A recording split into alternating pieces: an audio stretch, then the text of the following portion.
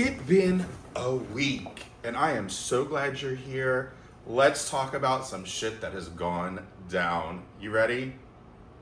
Great.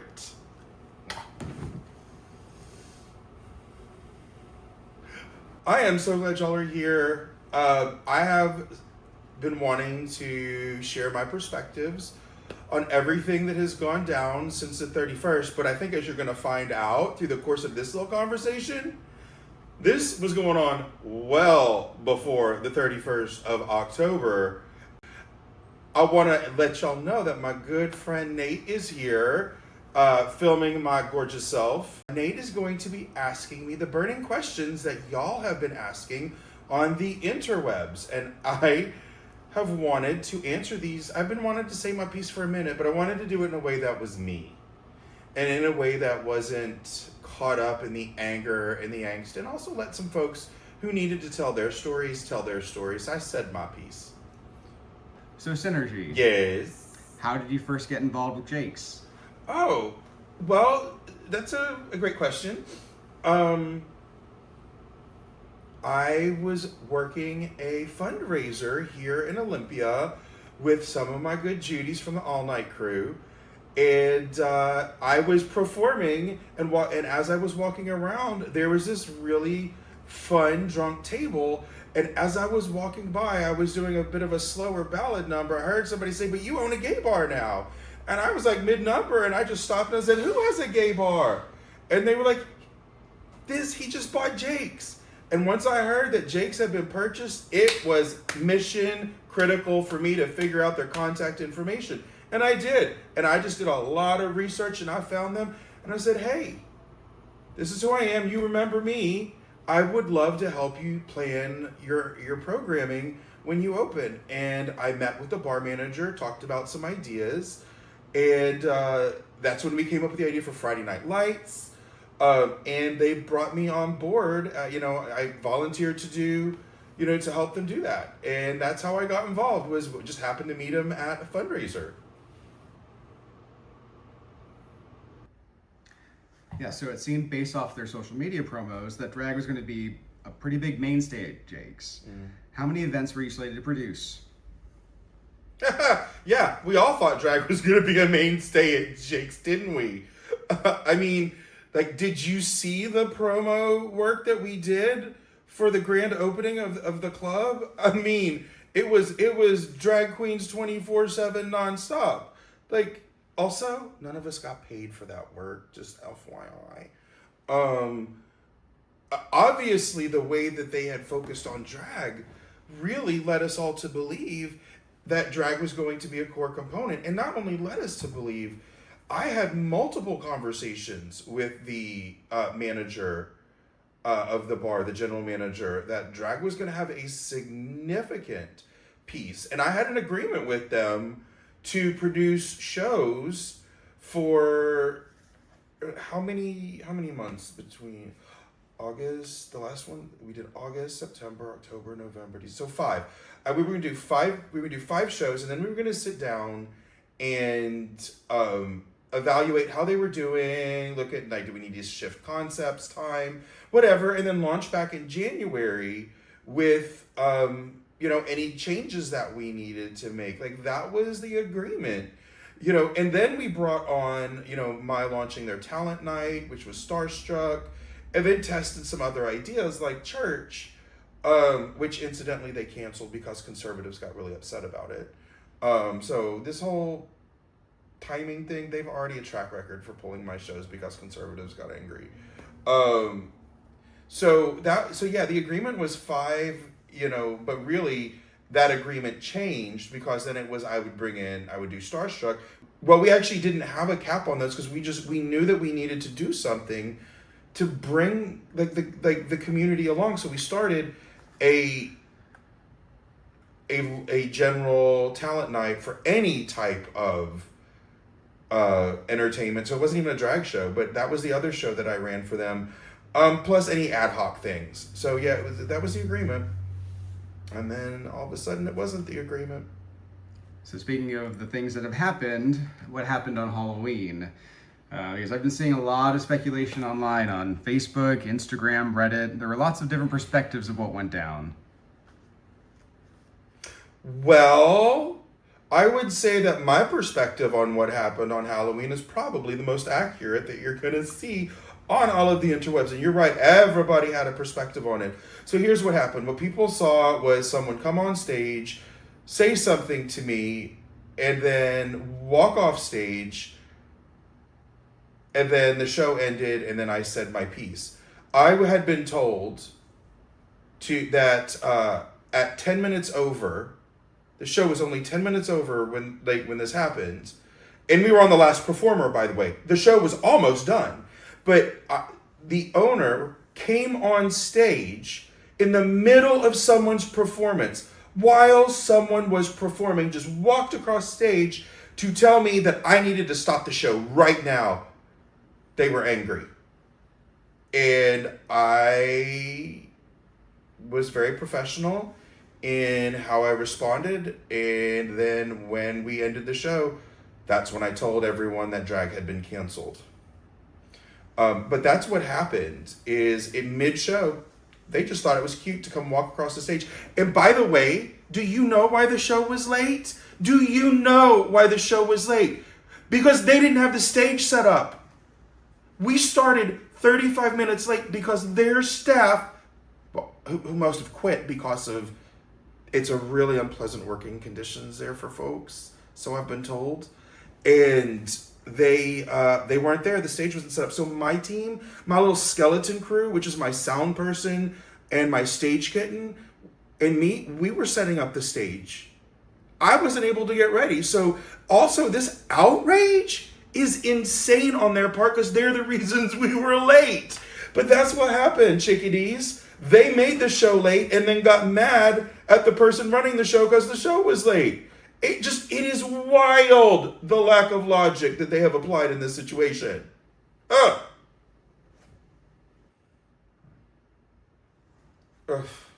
Sorry. I did not mean to forget myself. So online, there's been a lot of talk about non-payment for either yourself or the performers, whatever. But at Halloween, you specifically said that you had not been paid. So would you like to shed some light on that? Yeah, but I actually want to correct that. I said I did it for free. And that matters. Every entertainer that has been on that stage at Jake's has been paid. I will give them this. Dreet, the general manager, always made sure our entertainers were paid the night of. So the entertainers were paid. I was not paid. And there's a lot of other people who have not been paid for a lot of free labor that they gave that bar to get it open. And what's happening is people started telling their stories of exploitation by Jake's, and people started conflating all of those narratives with what I said. And what I said is I did it for free. Which, y'all, I did. It's crazy, right? They are attacking a person online who gave them free labor. Like, who does that? It's crazy. I'll tell you who I think does that. You all know. Oh, and you made me, and I forgot, right? Not just the laborers, the DJs, the artists. Has the artist who painted the mural, who put almost $800 of their own dollars into the materials to paint that mural, and has over 100 hours of work in it. Have they been paid? I don't know. Hashtag has the artist been paid? But performers were paid. Unless you were the performers that I had to cancel that they promised to pay. I was told to cancel performers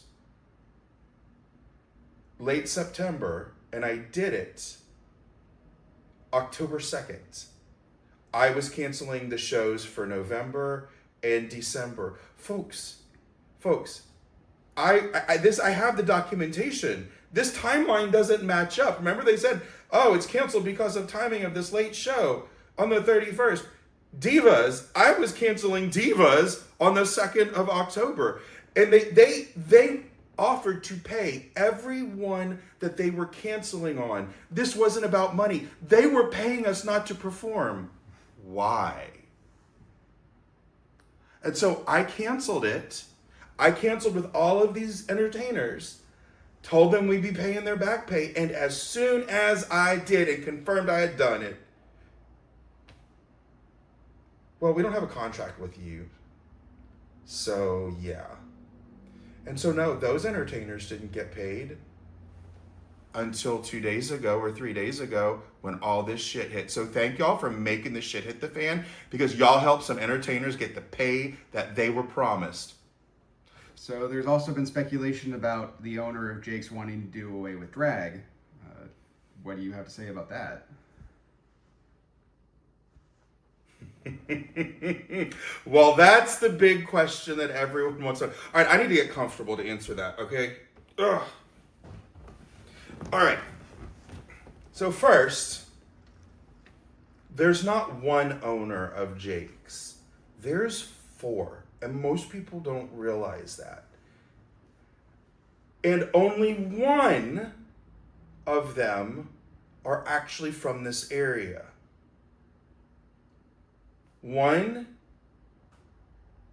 is on the Gulf Coast, one's on the East Coast, and a third one, Matt, who is the perpetrator of most of this, just moved to Olympia within the last few months to be closer to the bar. None of these people know our community.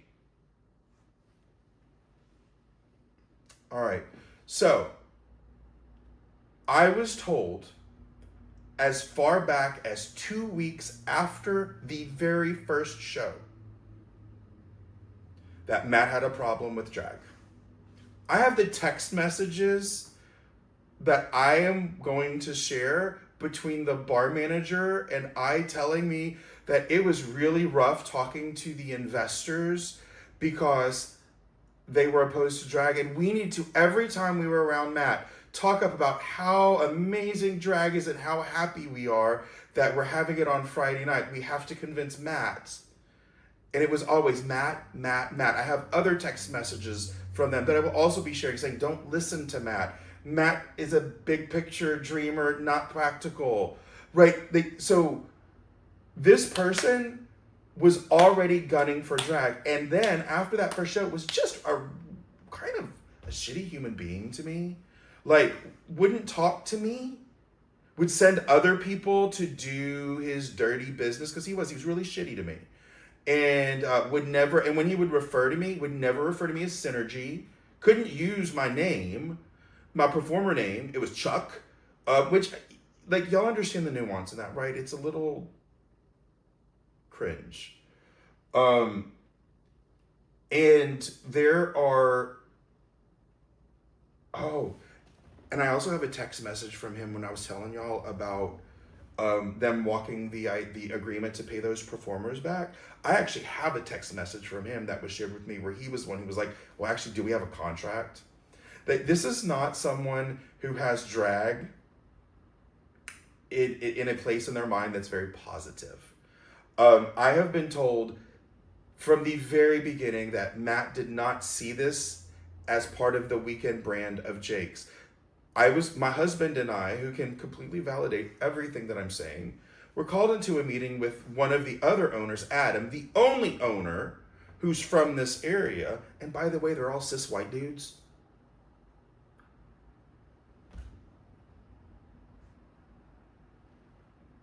Not straight, not gay. Whoa.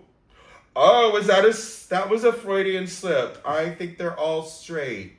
But I do not understand why I make that one so uncomfortable. So I have been told over and over again that the East Coast investors are very skeptical of drag. The East Coast investors don't want it, and the East Coast investors only listen to Matt, and that Adam and Dreet have been trying to make the financial argument that this is a bad idea. And it is a bad idea, actually, and that we can prove financially this is terrible for them. It's not about the money, y'all. Even one of their owners has said it's not about the money. And so I was told and this was I was asked, not told, when one of their East Coast investors was in town, if I would hold a drag show to show him that drag isn't evil. My darlings, I don't beg for crumbs at anybody's table, much less a fucking white conservative from Georgia. My darlings, I did not agree to do that. And that's when I knew that this was done. This is well before October 31st. These are all the events that precipitated me saying what I did say on October 31st on stage. We absolutely, unequivocally have been being told since, again, 2 weeks after the first show, that the shows were in danger. And I even have a text message with the general manager that says, whew, I managed to save the October show. Y'all, I have all the receipts. That ridiculous PR campaign where they came after me talking about a disgruntled performer. Babies, I am disgruntled. I am disgruntled on behalf of my community, of a people who were so excited for something that represented a space, that represented inclusion, something that was intrinsic to who we are as a community. We were so excited, and we were exploited and taken advantage of. And personally, breaking that agreement, they owe me about $2,500. I mean, I realize to some folks it's not a lot, but if you're an entertainer, that's everything. And here's the thing, I don't need the money, which is why I can do this. I can stand up and say this to Jakes, because what about these young entertainers? What about these entertainers who are full-time entertainers who have to take the abuse because they have to take what they can get from these type of establishments? That's why I did what I did. That's why I was willing to lose a show that I love like Starstruck, right? Because you can't do this to the queer community and get away with it. It's just not gonna happen. Not on my watch, Diva, not on my watch. And speaking of inclusion, if I have to hear one more cis straight white man explain inclusion to me, a DEI professional, by the way, and tell me that inclusion is creating a space where everybody of all viewpoints can get together and exist. If I hear one more person tell me that that's what inclusion is, I'm gonna lose my goddamn mind. But it should tell you everything about how they view it. They wanna make space for the bigots and the Nazis and the fascists and the queer people. But as we all know, that's not what inclusion is. Inclusion is making sure the people who never get asked to the table are brought into the room, not making sure that there's representation from the people who hate all of those people. It is the opposite of inclusion. It is a lie masquerading as facts. That is not what inclusion is. And those people, they don't really believe in inclusion. Not the true sense. And here's why. We also saw their press release about what they thought it meant to be inclusive. They don't do politics. Oh, really? Have y'all seen Matt Acker's anti-Mom Donnie post that he's been platforming other people's? We got those too. We have those too, those receipts. They are absolutely an establishment that is making space for views that are harmful to the queer community. I personally have been harassed at that bar. Twice. So it is not a safe space for the queer community like they said it was going to be. It's all up in all of that early marketing. Certainly not a safe space for the queer community. And it's not a space that I think is particularly welcoming for us. Oh, and one of the other owners, Paul, wrote this delightful gem of literary excellence. Controlled chaos. Someone's killing America's leaders.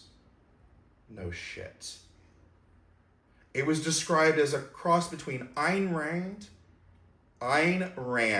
can't even say the name without throwing up in my mouth, and Mr. Roboto. So here's the tea. We are not working with people who are particularly sympathetic to our community, not the real community. They're sympathetic to a community that exists in their mind from like the 1990s when we were willing to be the butt of their jokes and the comedians on television, and we thought it was cute when they made their edgy homophobic jokes. That's the gay people that they still think we are, and that is not who we are. We are a community of people who will not tolerate this kind of behavior and will hold people accountable.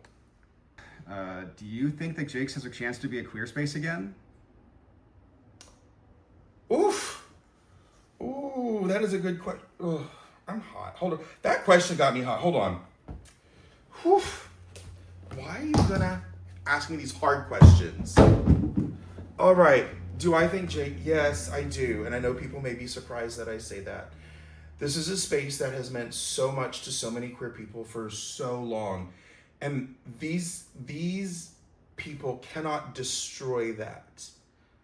And I think there is a path back to Jake's. I don't think they're going to take it, but I do think that there's a path back. One, it has to be real contrition and real restitution, folks. Contrition and restitution.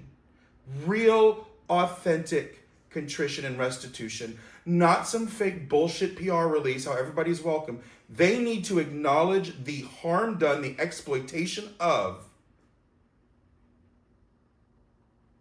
and the hate towards the queer community. They also need to meet with leaders from the queer community and have a listening session. All of them need to be here. All four need to be here to hear this and deliver real, meaningful corrections to their behavior. We need a real apology from Matt Acker himself, and the board members need to move him to silent partner. He has done so much harm to a community he doesn't even understand, and will continue to do so. He demonstrated that with how he has handled this whole situation. We know he screams at his people. We know he loses his temper. This is not someone who is safe for us to be around. We will also be sharing those texts where we have him screaming at people. As a matter of fact, what he was freaking out about while I was emceeing is insane. We will be sharing those texts. And finally, they need to invite drag back. Drag is what made that bar originally. It is so much of that bar's identity. They need to invite drag back. And it doesn't need to be some sort of token invitation to people that they know. They need to invite my ass back to do a show on Saturdays once a month from 7 to 9 p.m. and maintain that bar of excellence that we have established to drag at Jake's. And 3 free drink tickets instead of 2. I truly believe that there is a path back for them. I don't think the hubris of Matt specifically is going to allow them to do this. And here's why. In a conversation with one of their employees, former employees, Paul, one of the other owners, told them that Matt has been sharing with all of these shareholders who aren't from here that drag happens 2 to 3 times a week at this bar. One of the co-owners shared this, that Matt tells them drag happens 2 to 3 times a week at their bar. I don't know about y'all, but I book the drag for Jake's, and it happens once a month. Now, he might be talking about Talent Night, also once a month, but Talent Night isn't a drag show. Here's my guess. He just looked at all the queer programming they have during the week and said it's all drag. Just lumped us all in together. Fucking created a monolith out of our community and called it all drag. So we know that this is not someone who is likely going to do the right thing, but I'm hopeful. I'm hopeful that the other people who are business owners will convince him to do the right thing by the queer community. And if they choose not to, we're not going to let them forget this. This isn't going away. You know, they are talking about how it's not a gay bar, it's an inclusive space. And they're saying that they didn't pink wash their bar to get it open, which, y'all, they did. They needed those queer dollars to open. They needed that pink money to open that bar. And once the bar got established, boop, we're going to toss the people out who make our more straight-laced people, customers uncomfortable, i.e. queer people, on the weekends. And I was told that verbatim. But here's the thing. Why did you paint your bar full of rainbows if you didn't want a queer space? Their bar is full of rainbows, and it has Elphaba and Galinda making out on the wall 8 feet tall. That also rhymed, and you're welcome for that. But it's not a queer space. Don't do drag. Y'all, they pink washed this bar to get it open. They pink washed the hell out of this bar. And because we were so excited, we were so hopeful and so optimistic, we fell for it hook, line, and sinker. More the fool I and the rest of the community. And when I think about regrets, I don't really have any. Not huge. I met so many incredible people with the 5-6 months that I was involved with Jake's that have enriched my lives. I learned that my community supports me, but I do have 2 small ones. One, I lost Starstruck. Starstruck was our open stage night that we created a space for up and coming entertainers to come get feedback, win prizes, get bookings. And I'm really sad about that because it was a way that I could give back to the community, specifically using a stage that has caused so much division amongst entertainers in the past, use it to heal. And that was always my goal, was to use the Jake stage as an opportunity to heal rifts in the entertainment community of Olympia. And so I do regret that I've lost Starstruck.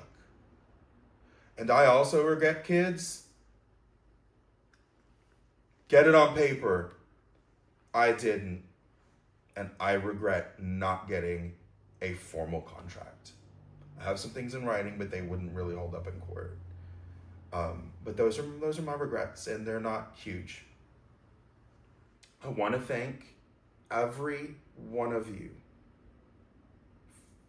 for listening to me, but more importantly, for supporting us and for being there. I have never felt so supported as I have by the Olympia queer community. Y'all are amazing. And it's because of y'all that some performers got paid. And it's because of y'all that a lot of attention has been brought to a situation I've been dealing with for 2 months. And I just wanted to have one last good show. That's why I didn't say anything before. There are folks who can also validate that I have been telling them that the shows were going away. So I have witnesses for everything that I've said tonight, y'all. So I just want to thank you for showing up and showing out and showing me what real love and acceptance and inclusion looks like. So thank you. I love y'all. I love performing for you. We all love performing for you, and we will find another spot. By God, we will. That's my commitment.